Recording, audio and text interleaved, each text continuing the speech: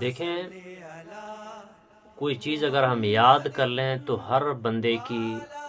ہر شخص کی اور ہر ایک کی یہ چاہت ہوتی ہے کہ وہ اس کو ہمیشہ ہمیشہ کے لیے یاد رہے۔ ایک طالب علم ہے، اگر وہ ایک بار سبق یاد کر لے تو وہ چاہتا ہے کہ ہمیشہ ہمیشہ کے لیے مجھے دوبارہ پڑھنے کی نوبت نہ آ جائے۔ ہم روز مرہ اچھی باتیں سنتے ہیں، علماء سے، کتابوں سے پڑھتے ہیں، اور میڈیا یا سوشل میڈیا پر ہماری نظروں سے بے شمار اچھی باتیں گزرتی ہیں۔ تو ہر شخص کی یہ چاہت ہے کہ وہ جو بات میں نے ایک بار پڑھی، دیکھی، سنی، وہ بات میرے ذہن میں نقش ہو جائے، وہ مجھے دوبارہ سے بھولے نہ، ہمیشہ ہمیشہ کے لیے میرے پاس وہ بات محفوظ رہے۔ تو اس کا ایک تو باضابطہ طریقہ ہے، وہ یہ ہے کہ آپ نے جو پڑھا آپ اسے لکھیں، جو سنا آپ اسے لکھیں۔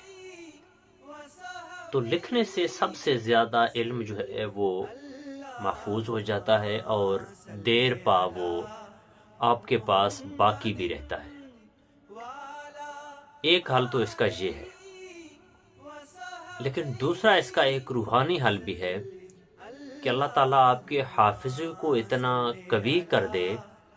کہ جو بات آپ ایک بار سن لیں تو وہ ہمیشہ ہمیشہ کے لیے آپ کے ذہن میں نقش ہو جائے، کبھی آپ کو وہ بھولے نہ۔ تو وہ علماء نے لکھا ہے کہ جو شخص فرض نماز کے بعد دائیں ہاتھ کو،